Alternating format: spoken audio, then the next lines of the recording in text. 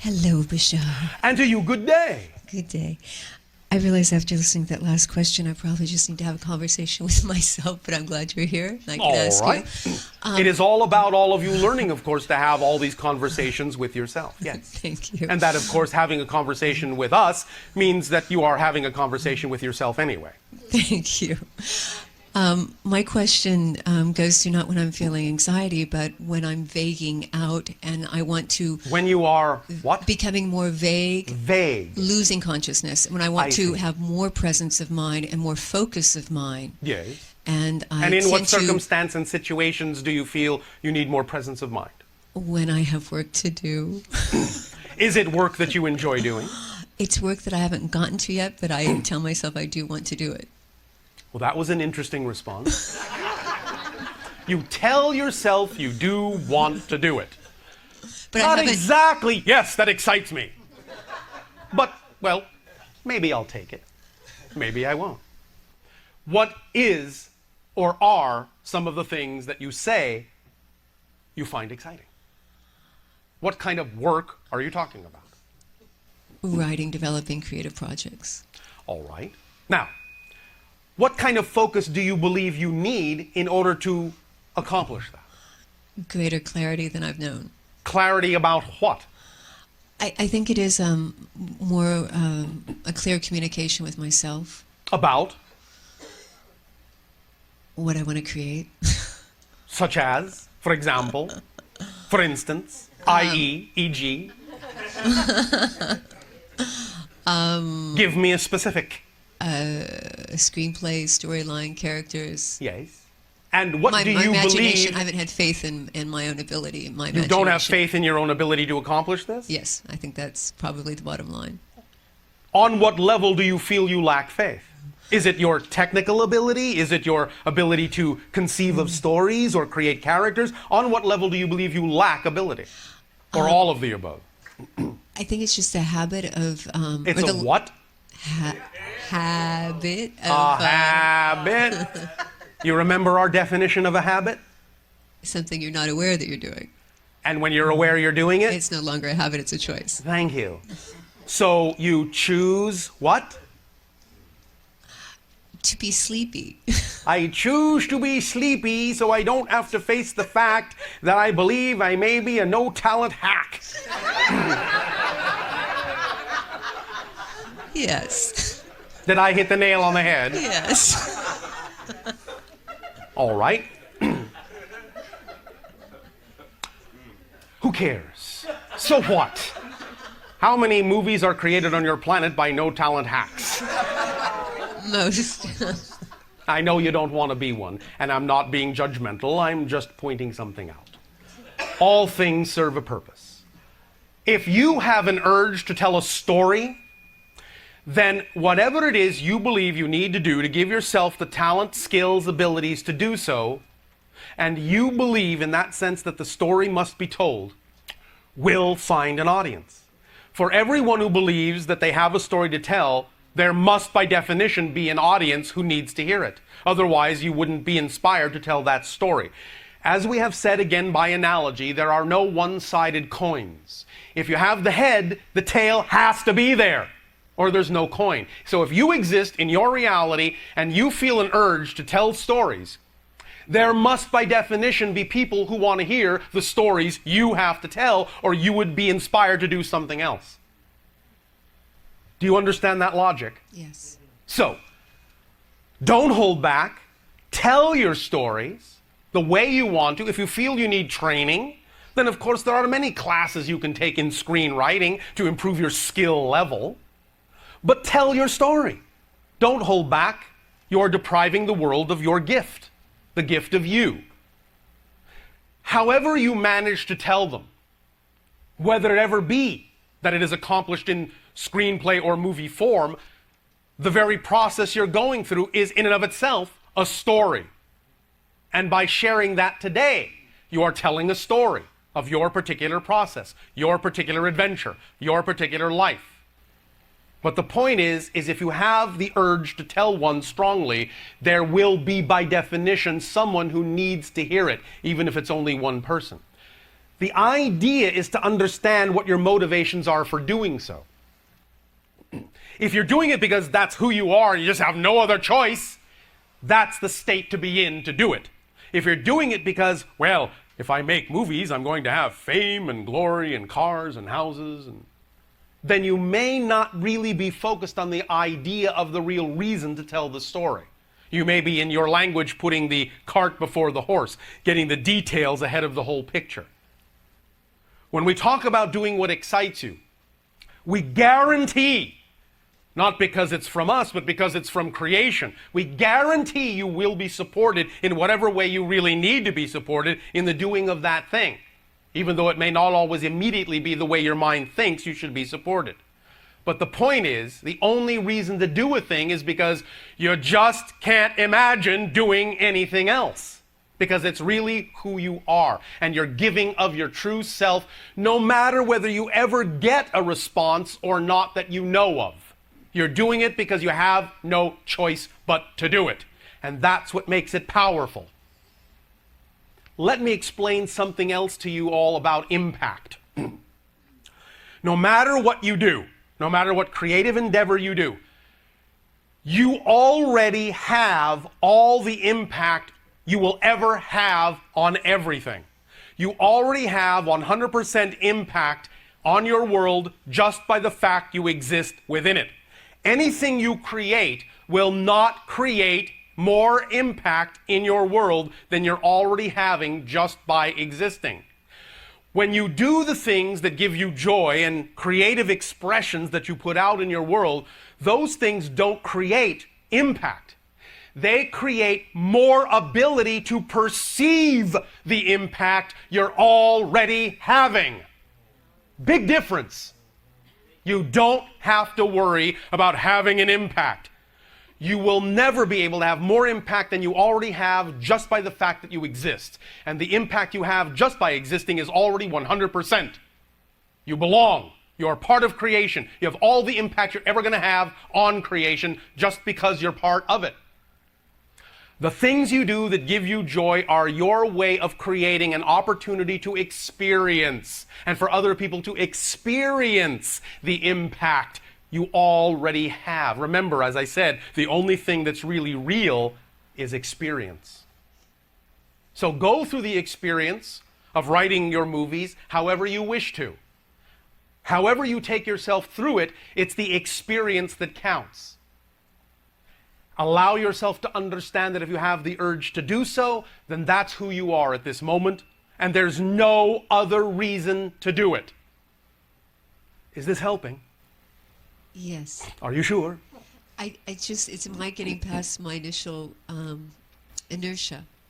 But inertia is just the product of your belief systems, of what you think is going to happen. Let me ask the question this way, and this is also a good exercise to do if you're having difficulty getting in touch with what your beliefs might be, what your fears might be. Take it to the extreme in the negative direction. And ask yourself, well, if I did follow my joy to the fullest, if I did put my passion out there, if I did take action on all the things that give me joy, what am I afraid would be the worst possible thing that might happen? Actually go in the negative direction and ask yourself, am I afraid there might be a worst possible scenario? It might be one thing or another. All right, yes, if I'm going to put myself out there, I might find that I actually am a no-talent hack. And then what would I do? But you see, that's just a belief. It's just a belief. It's not empirically true. It's just a belief. And the idea is to understand that if you have the urge, you have the urge for a reason. Now, the reason may simply be that you need to go through a process that will turn you into the person you really want to become. But that's reason enough. The idea is to drop all the other expectations and all the other reasons for why you think you should do it, and just do it because you have no choice, because it's who you are, no matter what the outcome, no matter what the consequence. And if you do it that way and approach it from that state, then it will always give you a beneficial result, even if the beneficial effect is not exactly what your mind thought it ought to be. Make sense? Yes. And that's the only reason to do anything in your life. You all have exactly the same mission, the same purpose in life. to be yourself as fully as you can, the best way you know how. That's it. That's it. That's all you have to do. Be yourself fully as you can, follow your joy best you can every moment. That's it. How you do that is up to you. The expressions through which you do that are not your mission in life. They're the expression of your mission to be yourself as fully as you can. That's all you have to do. Do your best. That's it. That's all you have to do. You will have done perfectly if at every moment you just do your best to be yourself. You will have done perfectly. Does that make sense? It does. Does that take some of the weight off? Yes. Some of the expectation off that you have loaded on yourself, that you're carrying around? Yes, and this is the second time that you brought up the impact Yes. statement to me, so I do appreciate it very much. Thank you. Thank you, Bashar.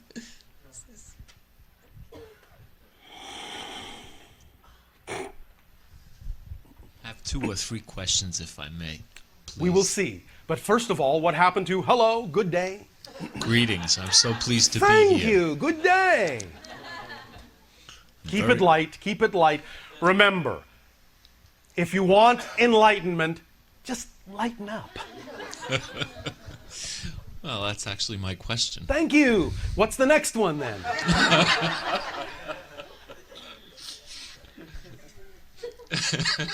Oh, all right. That one's taken care of too.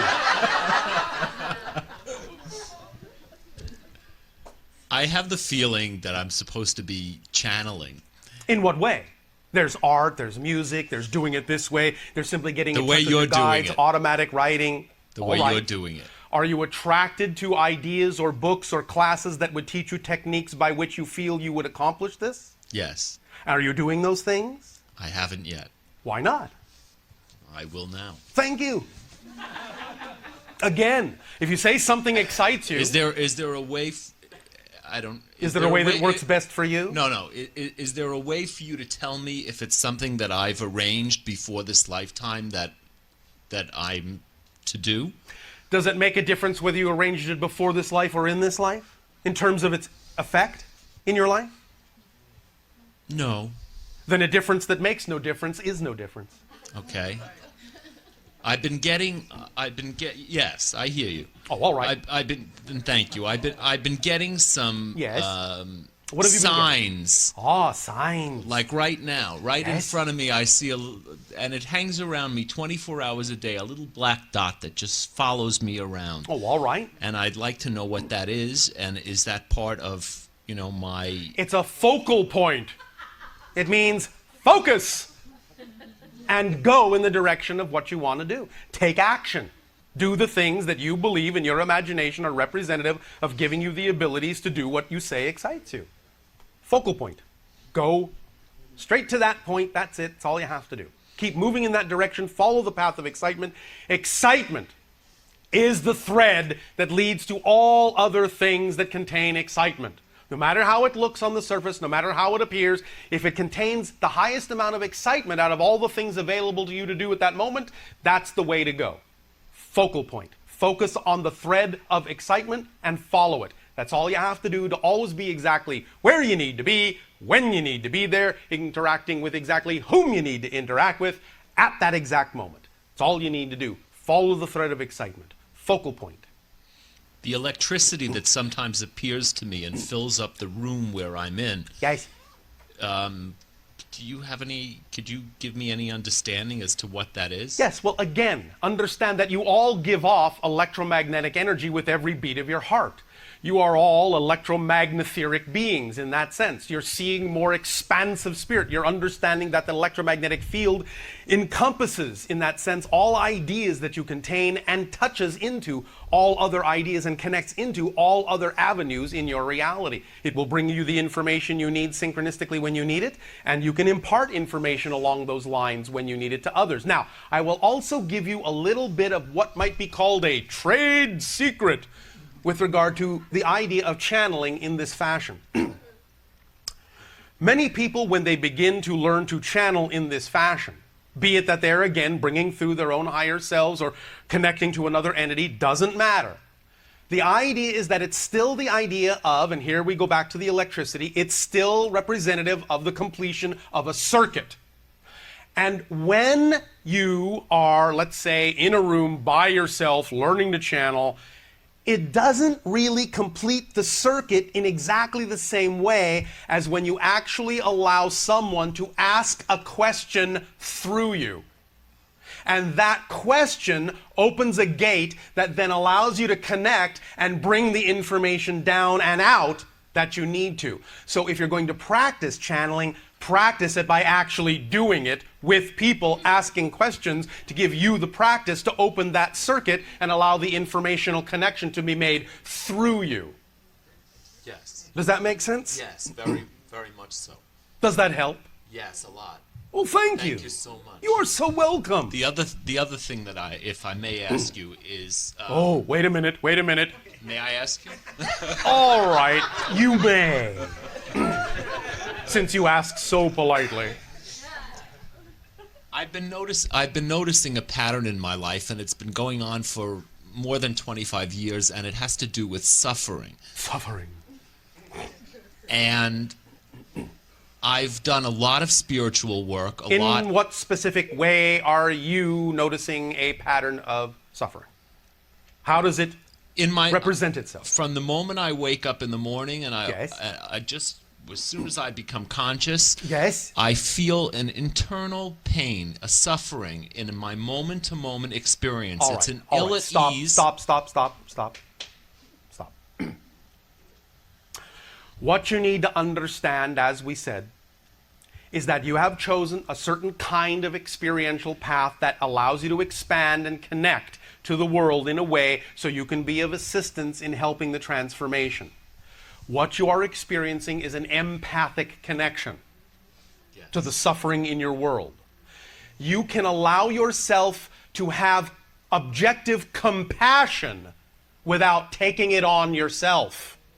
Correct. You understand? Yes. So, in the morning, when you go to sleep, when you wake up, when you go to sleep, allow yourself to get in touch with simply the idea of unconditional loving compassion for all the things that all the people in your world have chosen as their path, their experience, their process, including yourself, and wrap that all up in that loving compassion like a blanket, like a pair of loving arms. Wrap it all up. Take it to sleep with you, and when you wake up, allow yourself to simply burst forth with the compassion for all the things the people on your world have chosen to do as spirits in physical reality. Allow the empathy to remain, but allow it to remain in you as compassion and wonderment for the beautiful choices that everyone has made that come together to form this incredible world you have co-created together. Feel it as compassion, wonderment, awe, gratitude, and appreciation, and allow it to change the nature of exactly how you are taking it on. All right? I'm not. I hear what you're saying to me, and I'm still. I understand as far as other people are concerned, but Yes. but for myself, when I notice that I'm in this mind. It's not even a mindset. It's like the same as my heart beating. I just Yes. feel this incredible pain, and Yes. it's within myself. And when I've asked myself why, Yes. what's the learning? I allow myself to feel the pain. I Yes. don't resist it. I go into it. Yes. I experience it. But I Yes. mean, it gets to a point where it's like enough already. But is it enough? Yes. Are you Yes. sure? Well, yes, absolutely. Let me ask you this penetrating question. Anything. How do you believe it might serve you to allow it to remain in that way? I'll rephrase it. How do you believe it might serve at all for it to remain in that way? At this point, Use your imagination. I feel I've gained all the wisdom there is to gain from it. Then it would stop. If that were true in your belief system, it would stop. Let's take what is for what is. Okay. If you're still waking up with it and you're still experiencing it, you obviously don't believe you've gotten everything out of it. So how, That's using your imagination, do you believe it still serves you to maintain that experience? Use your imagination.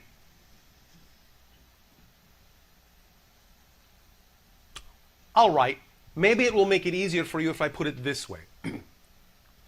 If this were not happening to you, if it were happening to someone else, how might you imagine, in assisting them, that they might feel it might serve them to allow that experience to continue?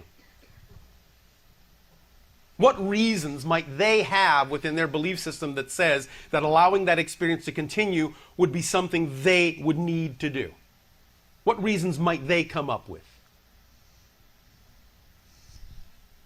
It's given me the depth to understand people a lot. It's given me the depth to truly feel that, what people go through in learning and growing. Do you believe that without that particular kind of empathic link, you wouldn't have that understanding? That people wouldn't Yes. be able to relate to you? I Or believe you wouldn't be able to believe- relate to them? I believe that if I had not gone through the suffering that I've gone through in my life, that Yes. I would not have the capacity to help other people. Then do you believe that there is still something else to learn in order to expand that capacity? That requires that you continue to feel the suffering in that way? No. Are you sure? Yes. Then stop. I know this seems to be oversimplistic. Stop. I would love to stop. Then stop. But how? It doesn't. It seems to be something that's controlling me that I'm not controlling. All right. Now again, do you understand that's not possible? No. Do you understand that when you say it seems to be something that's controlling me, that that is an experiential belief based on a definition? Because nothing can really control you. Do you understand that? I understand it, but go tell that to the moment-to-moment experience of ill at ease, pain and suffering. Go tell that. It doesn't. You go tell I that do. to that moment. I have. I do. I have. Yes. And it continues. Yes.